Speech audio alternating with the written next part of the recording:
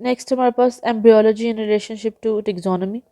Embryology the study of successive stages of sporogenesis, gametogenesis and the growth of development of embryo. Embryo कैसे बनता है? Plants के अंदर दो जनरेशन होती हैं, गेमेटोफाइट और sporophyte. Gametophyte alternate with sporophyte and sporophyte alternate with gametophyte.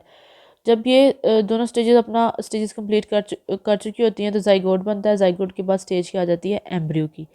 तो एम्ब्रियो बनने में और उससे पहले जो स्टेजेस आती हैं उसकी स्टडी को हम क्या बोलते हैं? एम्ब्रियोलॉजी बोलते हैं। एम्ब्रियोलॉजी के अंदर कौन कौन से एविडेंसेस होते हैं हमारे पास? Basic evidences are anther locular number. Locular number, loculi कहते हैं उस पॉइंट को जिसके ऊपर एम्ब्रियो प्रेजेंट होता है। ठीक है, तो लोक्यूलाई नंबर को स्टडी करते हैं कि कितने नंबर हैं जहाँ पे एम्ब्रियो प्रेजेंट हो सकता है। उसकी अरेंजमेंट को, एंथर की वॉल को। एंथर क्या होता है? जो पोलन है उसके दो पार्ट होते हैं ना, एंथर और फिलामेंट। तो जो ऊपर वाला एंथर है उसकी वॉल की बात कर रहे हैं। Anther wall formation, endothecium type, archesporial cell number, ये सारे के सारे आर्कोस्पोरियल इनिशियल और एंडोथीशियम, ये सारे के सारे जो स्पोरोफाइट है ना उसके अंदर सेल्स प्रेजेंट होते हैं। किसी भी प्लांट का आप स्पोरोफाइट लें, उस स्पोरोफाइट के अंदर एंडोथीशियम सेल प्रेजेंट होगा, आर्कोस्पोरियल सेल्स प्रेजेंट होंगे। ठीक है, तो ये उनकी बात कर रहे हैं, एंडोथीशियम टाइप की, आर्कोस्पोरियल सेल नंबर की, एरियल प्रेजेंस की, एम्ब्रियो सैक डेवलपमेंट टाइप की, एम्ब्रियो की, एम्ब्रियोजेनी टाइप की, एंडोस्पर्म के टाइप की, इंटेगुमेंट नंबर, स्ट्रक्चरल टाइप। मतलब जो एम्ब्रियो जब बनता है तो सीड के अंदर बनता है ना, जब व्यूल के अंदर एम्ब्रियो की डेवलपमेंट स्टार्ट हो जाती है तो उसके बाद वो सीड में कन्वर्ट हो जाता है। तो एम्ब्रियो किसके अंदर आ जाता है? सीड के अंदर। जब सीड को हम सो करते हैं तो प्लांट निकलता है। तो प्लांट कहाँ से निकलता है? एम्ब्रियो अपनी ग्रोथ को फिर से कंटिन्यू करता है ना। एम्ब्रियो की स्टेज पे आकर ग्रोथ रुक जाती है, सीड के अंदर कोप अप कर लेता है। जब सीड को हम जर्मिनेट करते हैं तो वहाँ से प्लांट निकलता है, और वो प्लांट कहाँ से निकलता है? उसी एम्ब्रियो से। तो एम्ब्रियो किसके अंदर रैप होता है? इंटेगुमेंट के अंदर, सीड के अंदर। तो सीड की डिफरेंट लेयर्स होती हैं, टेस्टा, इंटेगुमेंट। तो इंटेगुमेंट नंबर, उसका structural type, ovule orientation type, उसकी पोजीशन, टैप्टल सेल, जो टैप्टल सेल, टैप्टम, ये सेल टिश्यूज प्रेजेंट होते हैं, ये न्यूट्रिटिव टिश्यूज होते हैं एम्ब्रियो के। टैप्टल टाइप,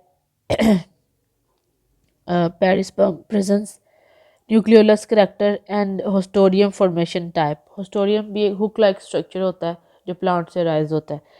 एम्ब्रियोलॉजी के अंदर हम इन सब एविडेंसेस को स्टडी करते हैं।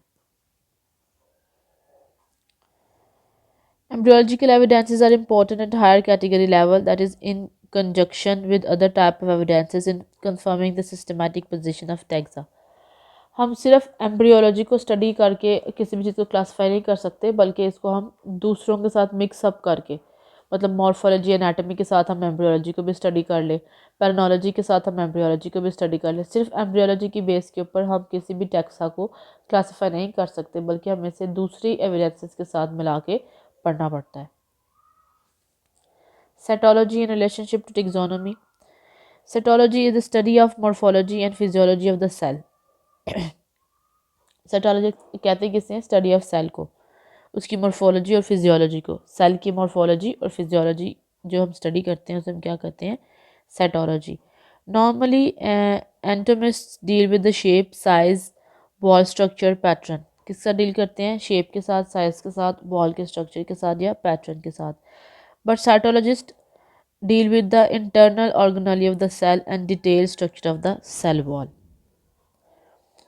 Some evidential characters, chromosome number, ठीक है, structure chromosome, meiotic behavior, polarity level type। polarity level मतलब ट्रिप्लॉयड है, डिप्लॉयड है, हेक्साप्लॉयड है। क्रोमोसोम अब्रेशन, कि क्रोमोसोम में कोई चेंज तो नहीं आ रहा, न्यूमेरिकल लेवल पे कोई चेंज आ रहा है या उसका स्ट्रक्चरल लेवल पे कोई चेंज आ रहा है। न्यूमेरिकल लेवल पे चेंज आया तो हम उसे एनयूप्लॉयडी, यूप्लॉयडी बोलते हैं, ऑटोप्लॉयडी, एलोप्लॉयडी बोलते हैं।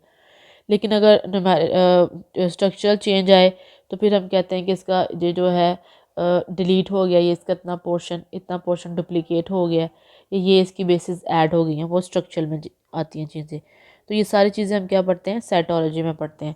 वो कह रहे हैं कि एनाटॉमी वाले भी इस चीज़ को स्टडी करते हैं, लेकिन वो इतना डीप जाके स्टडी नहीं करते, वो सिर्फ शेप, साइज तक जो है ना वो लिमिटेड रहते हैं। लेकिन जो साइटोलॉजिस्ट होते हैं, जो सेल को स्टडी करते हैं, वो इसको प्रॉपर स्टडी करते हैं, मतलब वो क्रोमोसोम तक, क्रोमोसोम के नंबर और ब्रशन तक क्या करते हैं, स्टडी करते हैं। तो ये वाले एविडेंसेस को हम क्या करते हैं, साइटोलॉजिकल एविडेंसेस में स्टडी करते हैं। Cytological evidences is use for distinguish taxa, taxa को डिस्टिंग्विश करने के लिए, एक दूसरे से सेपरेट आउट करने के लिए, बताने के लिए कि इनमें क्या डिफरेंस है, उसको हम क्या करते हैं, यूज़ करते हैं।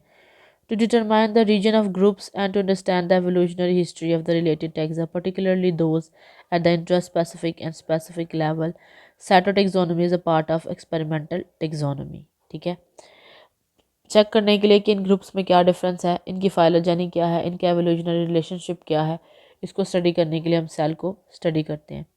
Such studies are helpful in determining categories of genus species, तो ये हमें जीनस और स्पीशीज़ की कैटेगरी को फाइंड आउट करने के लिए हेल्पफुल होता है। Generally in case of controversy, जिन स्पीशीज़ या जिन जीनस के अंदर कंट्रोवर्सी चल रही हो, मतलब कि कन्फ्यूजन चल रही हो, तो हम उसे कंफर्म कैसे करते हैं, साइटोलॉजिकल एनालिसिस से या साइटोलॉजिकल एविडेंसेस से। Phytochemistry in relationship to taxonomy, phytochemistry में हम देखते हैं कि कौन कौन से ऐसे स्पेसिफिक केमिकल्स हैं। आपको पता है कि स्पेसिफिक जो प्लांट्स होते हैं वो स्पेसिफिक केमिकल्स को बनाते हैं। पेपावर ऐसी फैमिली है, तो उसके जो मेंबर्स हैं वो बनाते हैं हेलोसिनोजेंस बनाते हैं, जो हेलोसिनेशन कॉज करते हैं, मतलब जो नशावर चीज़ें होती हैं वो बनाते हैं। फिर बहुत सारे ग्रुप्स हैं, जिस तरह हमने फैमिली पढ़ते हैं, उसके अंदर जो हैं वो एल्कोलाइड्स निकलते हैं, फिनोल्स निकलते हैं, टर्पेनॉइड्स निकलते हैं। तो ये सारे किसके अंदर अंडर आते हैं, फाइटोकेमिस्ट्री के अंदर आते हैं। और केमोटिक्सोनोमी क्या होता है, the science of chemical taxonomy is based on classification of plants on the basis of their chemical constituents related with the molecular characteristics, कि हम प्लांट को क्लासीफाई करते हैं किस बेस के ऊपर, उनके अंदर से निकलने वाले केमिकल्स की बेसिस के ऊपर। Chemotaxonomic include investigation of pattern of compound existing in plants, हम क्या इन्वेस्टिगेट करते हैं कि किस पैटर्न से जो प्लांट्स हैं वो कंपाउंड के अंदर एग्जिस्ट करते हैं, मतलब फ्लावर के अंदर प्रेजेंट है, लीफ के अंदर प्रेजेंट है, सीड्स के अंदर प्रेजेंट है, रूट्स के अंदर प्रेजेंट है। Investigation pattern of the compound in the plant parts like bark, wood, leaves, root, और किस तरह, मतलब किस किस तरह पैटर्न में वो क्या है, प्लांट के अंदर प्रेजेंट है। एक तो पहले ये इन्वेस्टिगेट करना है कि प्रेजेंट कहाँ पे है, फिर ये इन्वेस्टिगेट करना है कि किस किस फॉर्म में प्रेजेंट है वो। Basic characters as evidences form क्या होता है, फ्लेवोनॉइड्स, टर्पेनॉइड्स, कैरोटेनॉइड्स, इन केमिकल्स की बेसिस पे हम क्या करते हैं, क्लासिफिकेशन करते हैं। Polysaccharides, alkaloids, amino acids, fatty acids, aromatic compounds and C3, C4 photosynthesis. Popularity of phytochemistry is due to development of rapid analytic technique, ये rapid analytic technique है, ठीक है, सबसे fast है।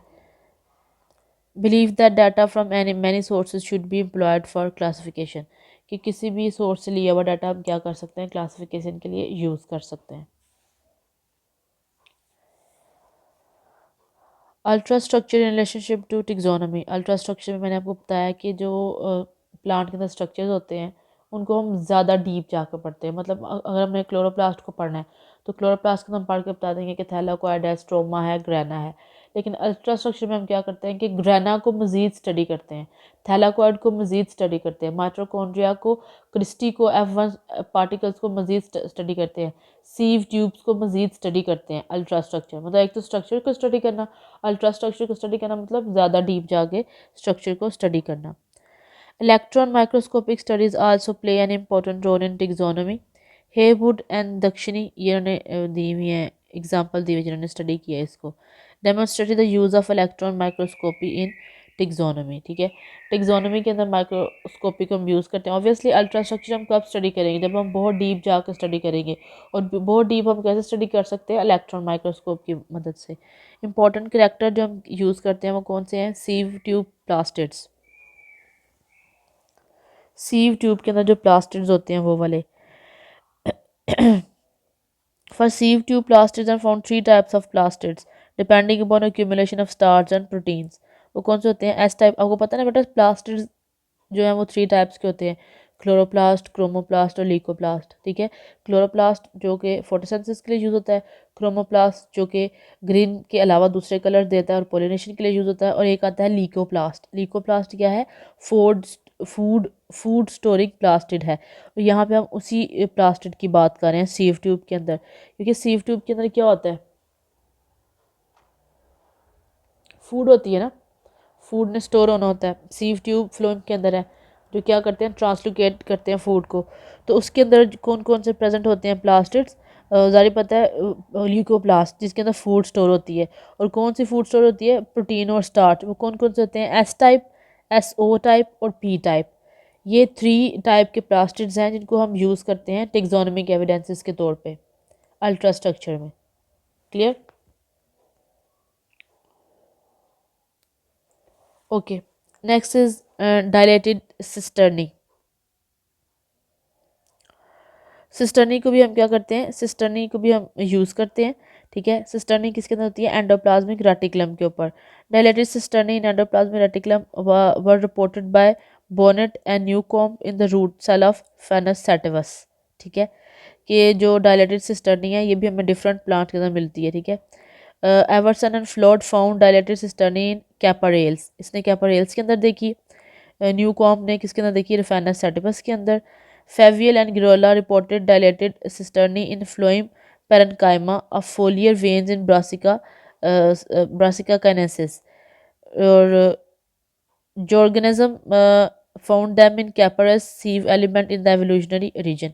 मतलब ये जो डायलेटेड सिस्टर्नी है ना, एक्चुअली ये एक एडवांस, ये न्यू डिस्कवरी है। ठीक है, ये न्यू डिस्कवरी है, 1990s के अंदर इसको स्टडी करना स्टार्ट किया गया। तो इसमें इस पैराग्राफ में उन्होंने एग्जांपल्स दी हैं, जिस तरह हमने पहले एग्जांपल्स पढ़ी है ना, उसने ये एग्जांपल दी कि कहाँ कहाँ डायलेटेड सिस्टर्नी प्रेजेंट होती हैं।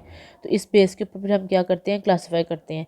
मतलब ज़रूरी नहीं है, देखिए कैपरेल्स के अंदर प्रेजेंट है, रिफेनस के अंदर प्रेजेंट है, रूट सेल के अंदर प्रेजेंट है, जो है इसके अंदर ब्रासिका के अंदर वो पैरेन्काइमा सेल में प्रेजेंट है। ठीक है, तो ये डिफरेंट पार्ट्स के अंदर प्रेजेंट हो सकती हैं डायलेटेड सिस्टर्नी। इसको भी हम evidence as a taxonomic evidence use कर सकते हैं।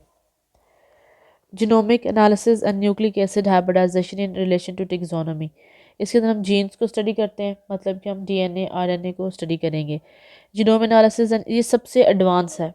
मतलब सारी चीज़ें अगर हमें कंफ्यूज कर रही हों, सब चीज़ों में प्रॉब्लम हो, एनाटॉमी में, मॉर्फोलॉजी में, पैलिनोलॉजी में, एम्ब्रियोलॉजी में, साइटोलॉजी में, लेकिन सारी कन्फ्यूजन यहाँ पे आके मोलेकुलर लेवल पे या जीनोमिक लेवल पे आके क्लियर हो जाती है, क्योंकि जीन तो किसी का भी सिमिलर नहीं हो सकता, सबकी क्या होंगे?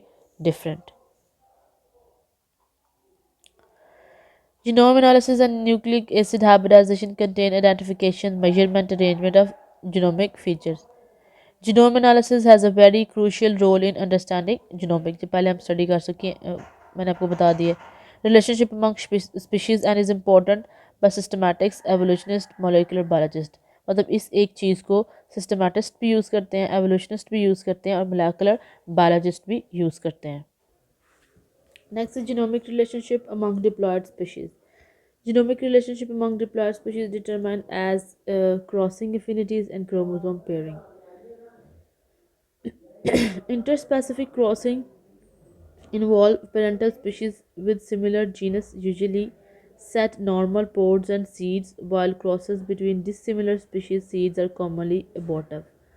मतलब अगर सिमिलर स्पीशीज़ के दरमियान ऑब्वियस सी बात है, अगर हम क्रॉसिंग कराएंगे तो यूज़फुल क्रॉसिंग होगी, मतलब वायबल क्रॉसिंग होगी। लेकिन अगर हम डिसिमिलर के दरमियान में कराएंगे तो अबॉर्टिव होगी। ये बात हम पहले भी स्टडी कर चुके हैं, बहुत डिटेल से हम इस चीज़ को पढ़ चुके हैं। अगर आपको याद हो रिप्रोडक्टिव आइसोलेशन के अंदर कि स्पीशी टू स्पीशी अगर हम क्रॉसिंग कराएंगे तो वो यूज़फुल होती है, लेकिन अगर हम उसे डिसिमिलर स्पीशीज़ में क्रॉसिंग कराएंगे तो क्या होती है? अबॉर्टिव होती है। Some hybrid do not set seeds, वो कौन से होते हैं? Sterile hybrids. ठीक है, कि जो स्टेराइल हाइब्रिड्स बनेंगे ऑब्वियसली उसके अंदर सीड्स भी नहीं बनेंगे। जब हम इस चीज़ को स्टडी यहाँ पे आकर स्टडी करें तो हमें पता चल जाएगा कि ये स्पीशी है और ये स्पीशी नहीं है, ये दोनों सिमिलर चीज़ें हैं और ये डिसिमिलर चीज़ें हैं। क्लियर? उनके कहने का मतलब ये है कि हम इस एविडेंस को कैसे यूज़ कर सकते हैं कि दो स्पीशीज़ हैं और हम इसमें कंफ्यूज हैं। ठीक है, कि ये एक ही स्पीशी है, ये दो अलग स्पीशी हैं, तो हम उन्हें क्या करते हैं? क्रॉस करा के देख लेते हैं। अगर उनकी क्रॉस अफिनिटी होती है, क्रॉस अफिनिटी कैसे होती है? सक्सेसफुल रिप्रोडक्शन, अगर वो सक्सेसफुल रिप्रोड्यूस कर जाते हैं, वायबल ऑफस्प्रिंग प्रोड्यूस होते हैं, तो इसका मतलब क्या है कि वो एक ही स्पीशी हैं, इनको हम एक स्पीशी के अंदर क्लासीफाई कर देते हैं।